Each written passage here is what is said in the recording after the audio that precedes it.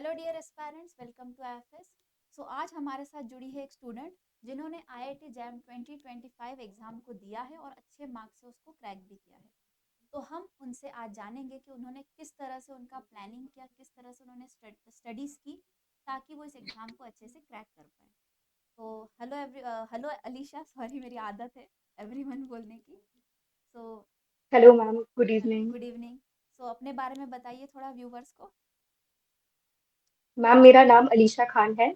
मैंने recently IIT exam 2025 examination दिया था केमिस्ट्री सब्जेक्ट से, and I have secured 33.33 marks out of 100 and my rank was 842।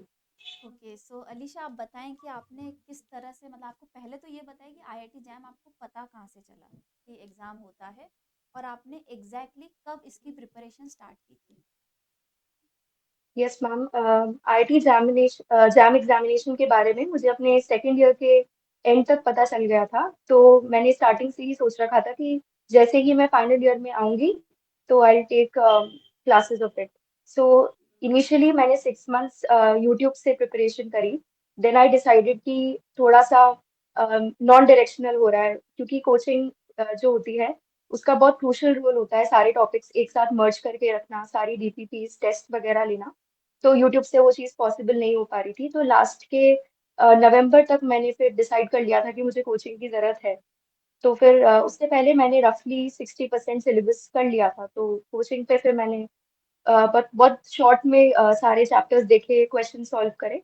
मतलब देखा जाए तो मैंने लास्ट के 3 मंथ्स में ही इस पेपर को डेडिकेटेडली इसके लिए पढ़ा है। अच्छा, सो आपके प्रिपरेशन में आपने मतलब टॉपिक्स को कितना रिवाइज किया था। यस मैम, टॉपिक्स अगर बात करें तो मैंने जैसे बताया आपको 60% सिलेबस पे ही फोकस किया था। तो मैंने जैसे ही सिलेबस खत्म हुआ तो हर चैप्टर को एटलीस्ट 4 to 5 टाइम्स बहुत अच्छे से किया था। ओके, और वाइल यू वर प्रिपेयरिंग क्या आपने कोई ऐसे नोट्स बनाए थे अपने शॉर्ट नोट्स रिवीजन के लिए। यस मैम, हर ऑलमोस्ट हर चैप्टर के मैंने शॉर्ट नोट्स बनाए थे। ओके, और मॉक टेस्ट आपने दिए थे, और दिए थे तो कितने दिए थे, आपके प्रिपरेशन में कितना हेल्प हुआ आपके मॉक टेस्ट का। To be honest ma'am, mock test मैं मतलब फुल सिलेबस वाले मॉक टेस्ट में कम देती थी, और मैं पार्ट सिलेबस यानी कि चैप्टर वाइज वाले ज्यादा मॉक टेस्ट देती थी। ऑलमोस्ट 40-50 मॉक टेस्ट मैंने दिए थे पार्ट सिलेबस वाले, और जो फुल सिलेबस के थे वो 5 to 6 ही दिए थे, क्योंकि मुझे लगता था कि अगर मैंने 60% सिलेबस किया है तो फिर मुझे उसी अकॉर्डिंग उन्हीं टॉपिक्स को ज्यादा रिवाइज करना है, तो मैंने ज्यादा चैप्टर वाइज को प्रेफरेंस दी थी।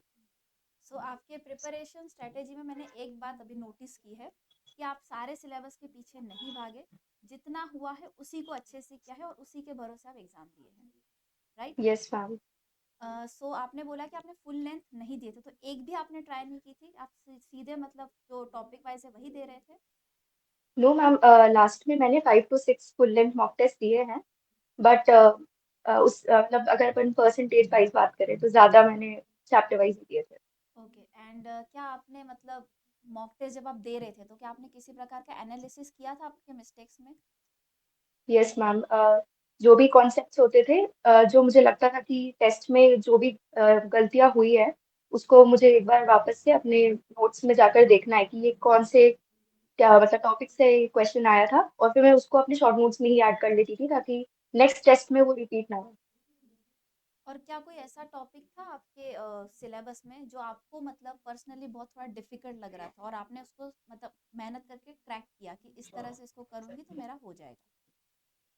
यस मैम, फिजिकल केमिस्ट्री के कुछ टॉपिक्स थे, जैसे कि थर्मो हो गया और इलेक्ट्रोकेमिस्ट्री हो गया। तो इसमें मुझे बार बार बहुत बहुत बेसिक सी मिस्टेक्स होती थी, लाइक इलेक्ट्रॉन्स को काउंट करना, और बहुत मतलब जैसे अपन ने कोई फराडे कांस्टेंट की वैल्यू करेक्टली डाली कि नहीं डाली, तो सिली मिस्टेक्स ज्यादा होती थी। तो मैम फिर उन्हीं पे वर्क किया मैंने मॉक टेस्ट के थ्रू। ओके, सो वैसे तीनों में से आपका पर्सनल फेवरेट कौन सा है, किस पे आपने ज़्यादा फोकस किया और उसी आपको ऐसा पर्सनली लगता है कि उसकी वजह से मुझे इतने स्कोर मिले हैं। मैम फिजिकल केमिस्ट्री, और अच्छा, जैम में भी अ, वही सबसे ज्यादा वेटेज की थी, तो आई वॉज वेरी लकी कि मैंने उसी को अच्छे से किया और वही ज्यादा आया। मतलब जो आपको डिफिकल्ट हो रहा था आपको आपने उसी में मतलब अच्छा स्कोर किया है। Yes ma'am.